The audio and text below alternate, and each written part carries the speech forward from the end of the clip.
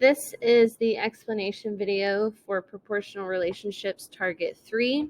And in this video, we are talking about how to find the constant of proportionality. So looking at our level 2 question, it says list 2 points on the line crosses on the graph. So remember that when we're listing points, the first point is your x and the second point is your y. This is my x-axis, this is my y-axis. So I first need to find a point. So if I follow my line, I see that this could be a point and this could be a point. Okay, so now I need to look at my x-axis. You'll notice that this is skipping every other. So this is like 0.5, 1.5, 2.5, and so on. So for this one, you'll see that x is 0.5 and that y is 3. So it goes 0.5 up to 3. And on the next one, you'll see that the x is 1 and the y is 6. So that's how you'll do that first question.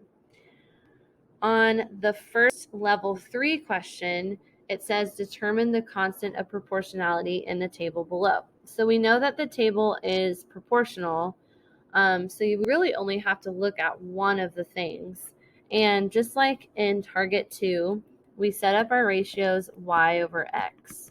So I'm just going to use the first one that I see, which is 4 over 10. And when I put that in my calculator, I'm going to get 2 fifths.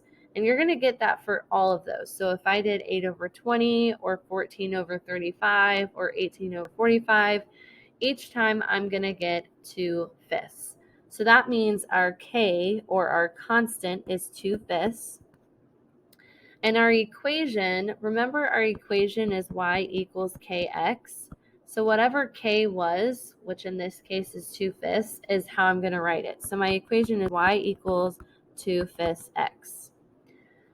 And then for the second level 3, we have a word problem. And it says Haruki took a total of 12 quizzes over the course of 2 weeks. After a school vacation, he took 18 quizzes over the span of 3 weeks. How many quizzes does Haruki take per week? So we just have to look back and say, okay, quizzes over weeks. So I see 12 over 2. So I'm going to put 12 over 2. And when I do that, I get 6. And then I also see 18 for 3 weeks. And when I do 18 over 3, I also get 6. So my constant, or my k, is 6. And my equation is going to be y equals 6x. Okay? And that is how you solve for target 3.